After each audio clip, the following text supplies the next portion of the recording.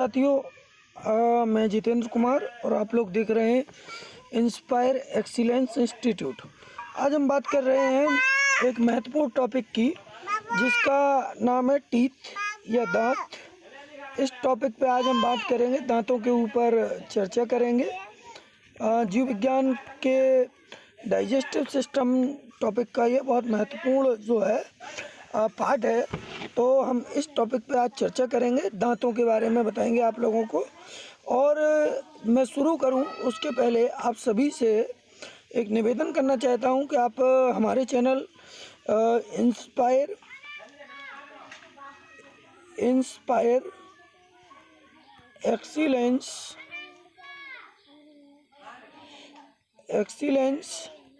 Institute,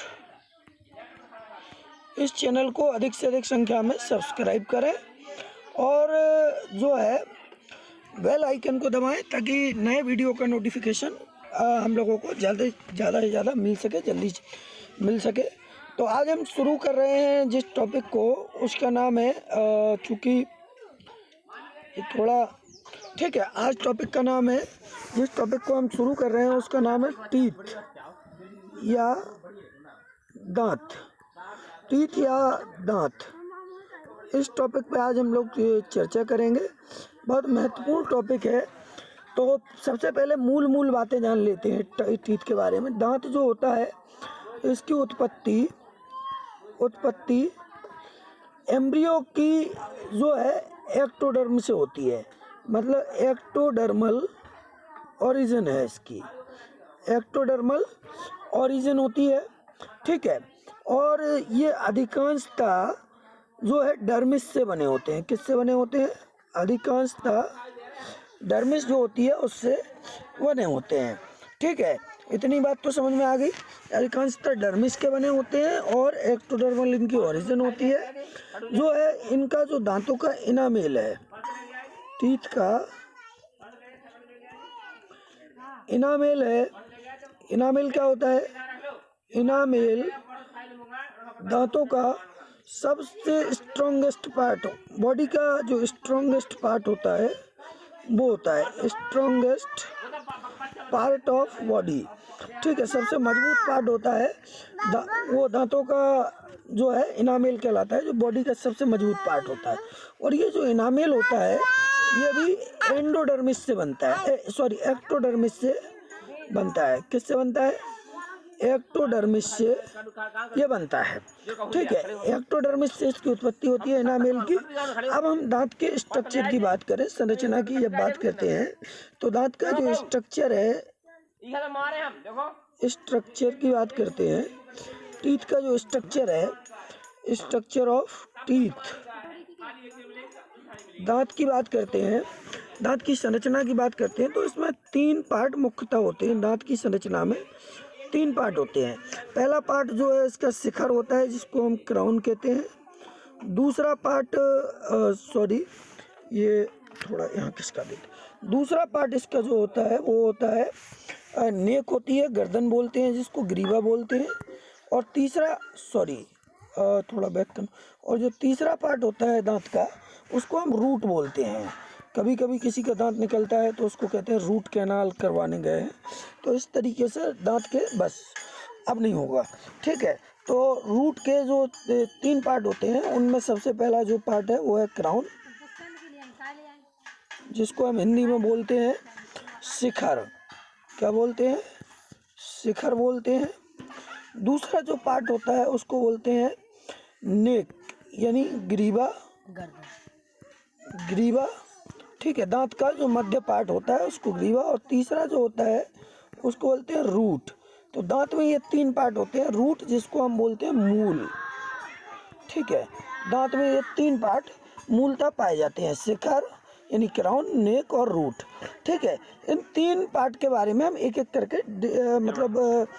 करके विस्तृत जानकारी प्राप्त करेंगे। और बहुत महत्वपूर्ण वीडियो होने वाला है। आप लोग पूरा वीडियो बहुत अच्छे से देखेंगे तो विथ डायग्राम में आपको दांत के बारे में पूरी डिटेल से जानकारी दूंगा। तो सबसे पहले हम लोग बात करते हैं क्राउन की। रेड हेडिंग से शुरू करते हैं क्राउन। क्राउन की हम लोग बात करते हैं। क्राउन जो है इसके बारे में हम लोग चर्चा करते हैं।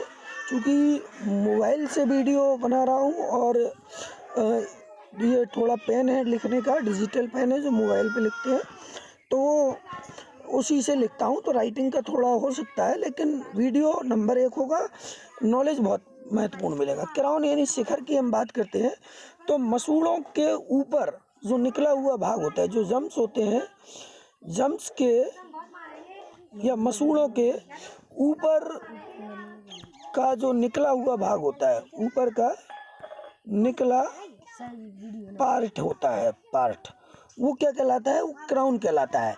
और ये जो है वाइट होता है कलर में, मतलब सफ़ेद रंग का होता है। क्राउन जो होता है सफ़ेद रंग का होता है। मतलब अगर हम अपने दांत की बात करें तो जो बाहर दिखता है ये क्राउन कहलाता है, जो वाइट वाइट ये एरिया है वो क्राउन कहलाता है। ठीक है, तो ये कलर में वाइट होता है, जम्स के ऊपर निकला हुआ भाग होता है, और दांत का जो शिखर भाग है वो सबसे कठोर भाग होता है। ये क्या होता है?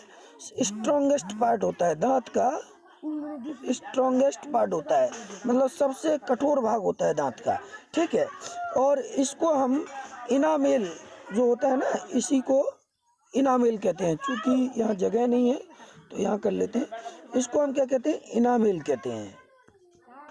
इनामेल जो दांत का सबसे महत्वपूर्ण भाग होता है, कठोर भाग होता है, वो क्राउन से ही बना होता है, इसको इनामेल कहते हैं। अब इनामेल की हम थोड़ी सी जानकारी ले लेते हैं। इनामेल होता क्या है? इनामेल की थोड़ी विस्तृत जानकारी हम प्राप्त कर लेते हैं। इनामेल क्या होता है? इनामेल जो होता है इसमें 85% कैल्शियम और फॉस्फोरस, कैल्शियम और फॉस्फोरस 85% होता है। कितना होता है? 85% कैल्शियम होता है और फॉस्फोरस होता है। और कैल्शियम जो होता है वो कैल्शियम जो होता है वो कैल्शियम हाइड्रोक्साइड के फॉर्म में होता है। किसके फॉर्म में होता है? कैल्शियम हाइड्रोक्साइड के फॉर्म में होता है। CO3 के फॉर्म में होता है। CO3 कैल्शियम कार्बोनेट के फॉर्म में होता है, कैल्शियम हाइड्रोक्साइड के फॉर्म में होता है। बाकी इसमें 3% वाटर होता है, जल होता है, मात्र 3% जल होता है। ठीक है, शेष भाग में जो होता है वो प्रोटीन होता है। शेष क्या होता है? वो प्रोटीन होता है। अगर हम इनामेल की बात करें तो 85% इसमें कैल्शियम फॉस्फेट होता है। ठीक है, 3% वाटर होता है, और शेष जो बचता है, मतलब 88 के अलावा 12% जो बचता है वो प्रोटीन होता है। ये सब मिल करके इनामेल का फॉर्मेशन करते हैं। ठीक है, अब अगर हम बात करें इसमें तो जो मतलब 85% जो होता है उसमें 96% जो इनऑर्गेनिक साल्ट है, इनऑर्गेनिक सॉल्ट, वो पाया जाता है। ठीक है, जिसमें कैल्शियम, मैग्नीशियम और सोडियम और पोटेशियम, ये सब इसमें पाया जाता है। इसके अलावा जंतु जगत का सबसे कठोरतम भाग, अभी हम इनामेल की बात कर रहे हैं, तो इनामेल जो है स्ट्रॉन्गेस्ट पार्ट होता है जंतु जगत में। अगर सबसे ज़्यादा कोई मजबूत पार्ट है तो इनामेल होता है, स्ट्रॉन्गेस्ट पार्ट होता है। ठीक है, और इनकी जो सेल होती हैं उनको हम कहते हैं एमिलोब्लास्ट सेल। क्या बोलते हैं? एमिलोब्लास्ट सेल। इनामेल की जो कोशिकाएं होती हैं उनको एमिलोब्लास्ट सेल बोलते हैं। क्या बोलते हैं? एमिलोब्लास्ट सेल। और इसकी हम ओरिजिन बता ही चुके हैं पहले की एक्टोडर्म होती है जो, उससे ये बनती है, मतलब सबसे ऊपरी लेयर भ्रूण की होती है, उससे इनामेल बनता है। ठीक है, तो ये तो पूरा इनामेल से संबंधित महत्वपूर्ण कार्य हो गया। सीमेंट की जो लेयर होती है उसका कार्य दांत की मसूड़ों से चिपकाने का होता है। ठीक है, सीमेंट लेयर जो होती है, सीमेंट की एक लेयर होती है, ये क्या करती है? ये दांतों को जो टीथ होते हैं उनको मसूड़ों से जोड़ने का काम करता है, जम्स से जोड़ने का काम करता है। जम्स और टीथ के बीच में अगर कोई जोड़ने का काम करता है तो वो इनामेल होता है। क्या होता है? इनामेल होता है। ठीक है। और इसी तरह से पेरिडेंटल एक मेम्ब्रेन पाई जाती है। कौन सी मेम्ब्रेन पाई जाती है? पेरिडेंटल मेम्ब्रेन, डेंटल मेम्ब्रेन होती है। ये पेरिडेंटल मेम्ब्रेन क्या करती है? ये बोन कैविटी को घेरने वाली एक चपटी सेल की लेयर होती है। बोन कैविटी जो होती है उसको घेरती है चारों ओर से। ठीक है। और इनामेल में अगर हम देखें तो अगर हम इनामेल की बात करें तो इसमें प्रोटीन जो होते हैं वो मोस्टली केराटिन प्रोटीन और ओसिन प्रोटीन, ये दो प्रोटीन इसमें बहुत महत्वपूर्ण पाए जाते हैं। आगे अगर हम बात करते हैं तो दांत का जो मुख्य भाग होता है, मतलब जिसको हम कहते हैं डेंटिन। क्या कहते हैं?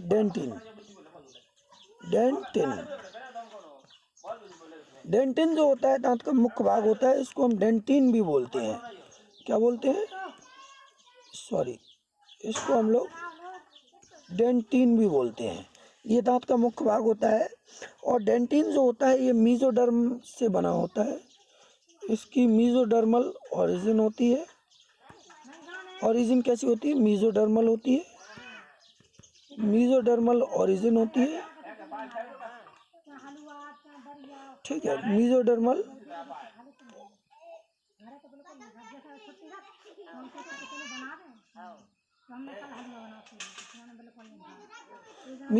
ओरिजिन होती है।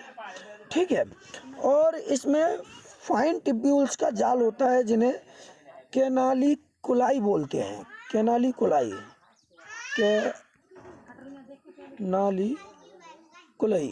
ये फाइन मतलब बहुत पतली सी टिब्यूल्स होती हैं। फाइन टिब्यूल्स होती हैं, इनका जाल होता है, तो उसको हम क्या कहते हैं? कैनालिकुलाई। डेंटिन जो होता है ये पल्प की जो कैविटी होती है उसको घेरे रहता है। पल्प कैविटी को क्या करता है? चारों ओर से घेरे रहता है। और इसमें पल्प कैविटी जो डेंटिन के बाहर जो है वो सीमेंट की लेयर पाई जाती है। ये लगभग डेंटिन के बारे में बहुत सारा मटेरियल हो गया।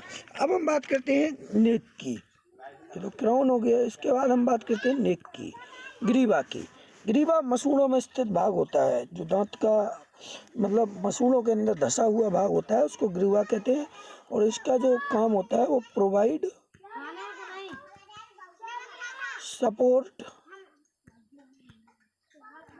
टू टीथ, ये दांतों को सपोर्ट प्रदान करता है। ठीक है।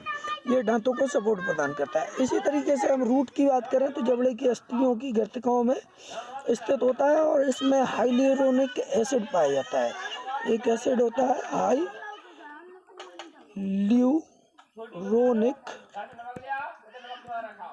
एसिड। ये कहाँ पाया जाता है? ये रूट में, रूट जो टीथ रूट होते हैं उनमें पाया जाता है। तो मोस्टली अगर हम बात करें तो टीथ के बारे में ये बहुत महत्वपूर्ण चीज़ें थी। अब हम टाइप्स ऑफ टीथ की बात करें। टाइप्स ऑफ टीथ मतलब दांतों के प्रकार की बात करें तो जो टाइप्स होते हैं वो उसके आधार पर हम कहें तो मनुष्य हेटेरोडोंट है। मतलब इसमें विषम दंती होता है। इट मीन्स कि इसमें कई प्रकार के दांत होते हैं। मनुष्य के अंदर कई प्रकार के दांत होते हैं। हेटेरोडोंट होता है।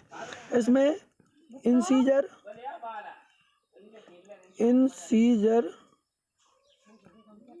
ठीक है, इंसीजर। दूसरा है कैनाइन्स और तीसरा है प्रीमोलर और चौथा है मोलर। ये 4 तरह के दांत इसमें पाए जाते हैं। अब इनका काम क्या होता है, उसके बाद चारों तरह के दांतों का काम क्या होता है, और ये जो चारों तरह के दांत हैं इनका काम क्या होता है, इसके बारे में जान लेते हैं। उसके बाद कुछ महत्वपूर्ण और भी जो है दांतों से संबंधित चीज़ें होंगी, जैसे डिफरेंशिएशन ऑफ टूथ होगा, सक्सेशन ऑफ टीथ होगा, और अटैचमेंट ऑफ टीथ होगा। ये बताने के बाद हम जो है ये ख़त्म कर देंगे। उसके बाद फिर सैलिवरी ग्लैंड पे एक वीडियो बनाएंगे। तो हम पहले बात करते हैं इंसीजर की।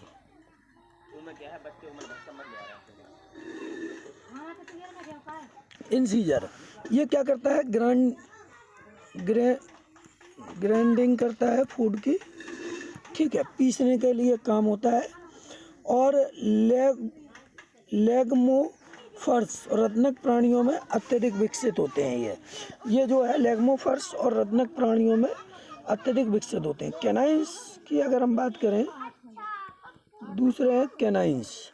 कैनाइंस का काम क्या होता है, कैनाइंस जो होते हैं चीरने फाड़ने का काम करते हैं, चीरने फाड़ने का काम करते हैं भोजन को, ठीक है, ये भोजन को चीरने फाड़ने का काम करते हैं।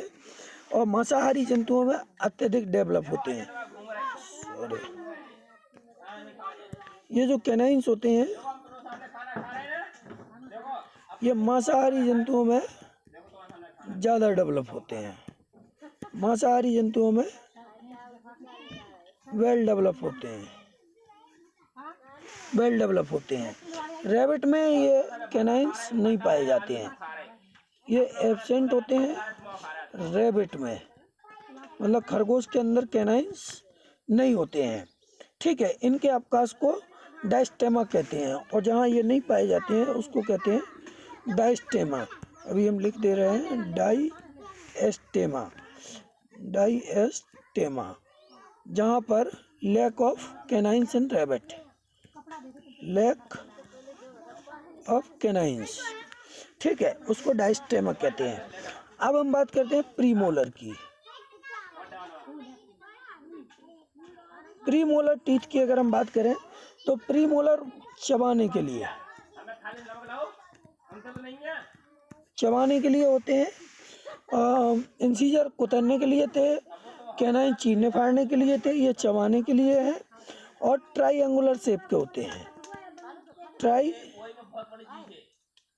होते हैं शेप में, ठीक है। मोलर की अगर हम बात करें तो मोलर टीथ भी कैसे होते हैं, ये भी चबाने के लिए उपयोग होते हैं, और ये रेक्टेंगुलर मतलब आयताकार चौकोर होते हैं।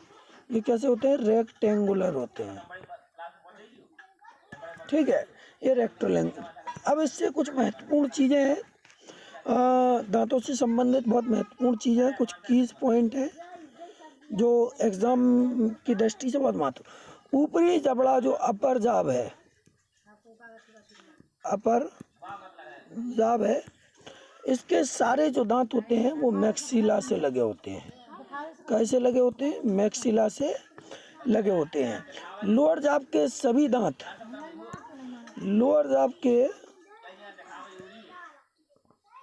दांत, जो होते हैं वो डेंट्री नामक बोन से अटैच रहते हैं। डेंट्री एक बोन होती है, उससे जुड़े होते हैं, ठीक है।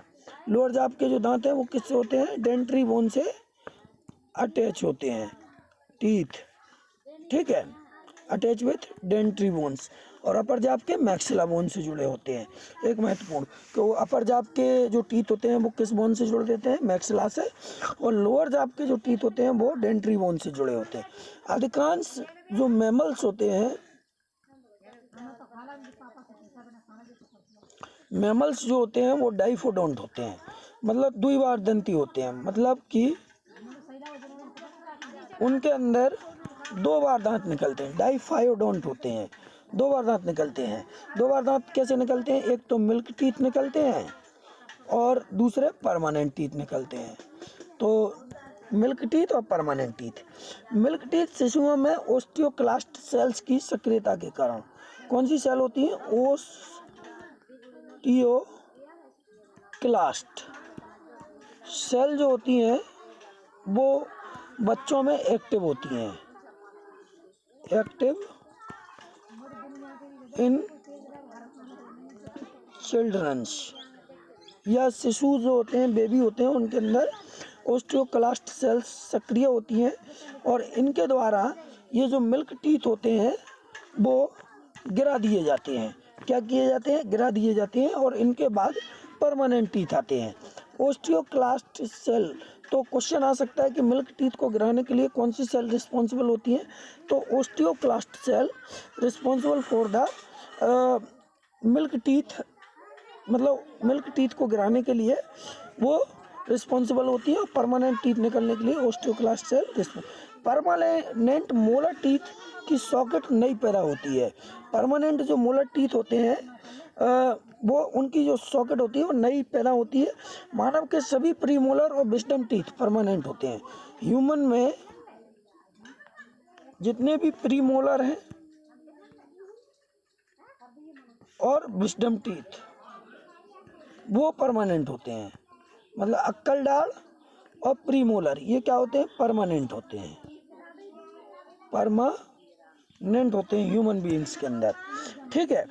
हिप्पोकैम्पस, कछुआ और पक्षियों में दांत एब्सेंट होते हैं। टीथ जो होते हैं वो एब्सेंट होते हैं किन किन में? हिप्पोकैम्पस,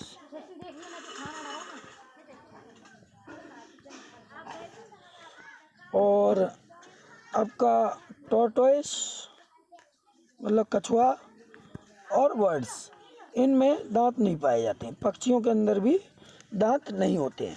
तो ये दांतों से संबंधित वीडियो है, बहुत महत्वपूर्ण वीडियो है। इससे दांत से संबंधित पूरी नॉलेज आपको इस वीडियो के माध्यम से मिलेगी। बस आप ये वीडियो पूरा देखें और चैनल को मतलब इस चैनल को इंस्पायर एक्सीलेंस इंस्टीट्यूट इस चैनल को अधिक से अधिक सब्सक्राइब करें। देखो, कहते हैं कि मतलब किसी शायर ने बड़ी बढ़िया बात लिखी है कि कुछ किए बगैर जय जयकार नहीं होती और कोशिश करने वालों की हार नहीं होती है। अगर हम लोग निरंतर पढ़ते रहेंगे, रोज़ मैं आपको एक वीडियो दूंगा इस तरीके का जूलॉजी या बॉटनी से संबंधित, तो आप उसको पढ़ें, रिवाइज करें, तो उससे आपको नॉलेज मिलेगा। अब हम बात करते हैं attachment of teeth. Attachment of teeth, चूँकि ठीक है, तो अटैचमेंट की बात करें तो तीन तरीके का अटैचमेंट होता है। तीन तरीके का अटैचमेंट होता है। अटैचमेंट तीन तरीके का होता है। नंबर एक एक्रोडोंट,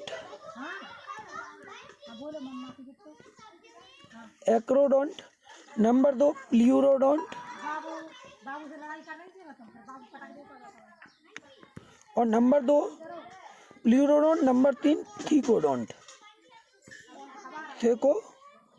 ये तीन तरीके का अटैचमेंट होता है। टीथ जब फ्री, मतलब teeth are attach to free surface और समिट ऑफ जाब बोन। ठीक है, जैसे कि शार्क में अगर टीथ जो है किसी फ्री सरफेस से जुड़े होते हैं, फ्रॉग में जुड़े होते हैं, तो इस तरीके का अटैचमेंट कहलाता है एक्रोडोंट अटैचमेंट। क्या कहलाता है? Acrodont attachment.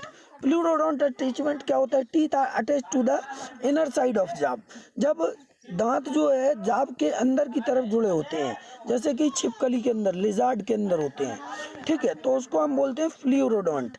और थीकोडोंट क्या है? ये मैमल्स और क्रोकोडाइल्स में दांत का अरेंजमेंट जिस तरीके का होता है उसको बोलते हैं थीकोडोंट। दांत जो है वो वेल डेवलप होते हैं और इम्प्लांट होते हैं जम्स के अंदर, डीपली सॉकेट के अंदर लगे रहते हैं। ठीक है, थीका के अंदर लगे रहते हैं, तो उसको बोलते हैं थीकोडोंट। तो तीन तरीके का अटैचमेंट होता है दांत का। एक तो एक्रोडोंट किस में होता है? एक्रोडोंट जैसे शार्क और फ्रॉग जो होते हैं उनमें फ्रीली जब दांत अटैच होते हैं किसी फ्री सरफेस से, तो उसको एक्रोडोंट बोलते हैं। प्ल्यूरोडोंट में क्या होता है? प्ल्यूरोडोंट में इनर साइड पर जुड़े होते हैं दांत, जैसे कि लिजार्ड में, छिपकली में और थिकोडोंट में जितने भी मैमल्स हैं, क्रोकोडाइल्स हैं, उनके अंदर सॉकेट के अंदर धसे होते हैं दांत, थीका में जुड़े होते हैं। ये अरेंजमेंट हो गया दांतों का। अब हम बात करें पल्प कैविटी और डेंटाइन, ये बाकी सक्सेशन ऑफ टीथ, इसका हम एक अलग से वीडियो बनाएंगे। आप लोगों से निवेदन है कि आप चैनल पर पहली बार आए हैं तो सब्सक्राइब कर लीजिएगा, और चैनल को सब्सक्राइब करने के साथ साथ वीडियो को शेयर कीजिए, अगर अच्छा लगे तो लाइक कीजिए और कमेंट कीजिए। अगर कोई कमी है तो उसको कमेंट कीजिए। क्वेश्चन ज़रूर आप लोग जो है पूछ लीजिए। आज के हम आप लोगों से 5 क्वेश्चन दे रहे हैं, जिनको आपको कल के वीडियो में सॉल्व करके बताना है, आंसर देने हैं। ऊपरी जबड़े अपर जाब से जुड़े दांत जो होते हैं वो किस बोन्स के द्वारा जुड़े होते हैं? अपर जाब में जो दांत होते हैं, ऊपरी जबड़े में जो दांत होते हैं, वो किस बोन्स के माध्यम से जुड़े होते हैं? पहला क्वेश्चन। दूसरा क्वेश्चन है, लोअर जाब में दांत किस बोन्स के द्वारा जुड़े होते हैं, किस बोन्स से जुड़े होते हैं? तीसरा है क्वेश्चन, इंसीजर जो होते हैं, इंसीजर जो होते हैं उनका इंसीजर जो होते हैं, इंसीजर जो टीथ होते हैं, उनका फंक्शन क्या होता है, उनका कार्य क्या होता है? चौथा क्वेश्चन, जो प्रीमोलर होते हैं उनका काम क्या होता है, और ये जो है ह्यूमन बीइंग्स में परमानेंट होते हैं कि टेम्पररी टीथ होते हैं? नेक्स्ट क्वेश्चन जो होता है वो है एक्रोडोंट अरेंजमेंट में दांत किस तरीके से अरेंज रहते हैं? ये क्वेश्चंस हैं, 5 क्वेश्चंस। एक लास्ट क्वेश्चन जो है वो है आपका कि दांतों का जो मतलब इनामेल होता है वो किस पार्ट को कहते हैं, और इसमें सबसे ज़्यादा कौन कौन से इनऑर्गेनिक मटेरियल्स होते हैं? ये 5 क्वेश्चन हैं। इसी के साथ वीडियो देखने के लिए आप लोगों का धन्यवाद, थैंक यू वेरी मच। और पुनः निवेदन कि चैनल को अधिक से अधिक सब्सक्राइब करें, वीडियो को ज़्यादा से ज़्यादा शेयर करें, लाइक करें। Thank you for watching this video.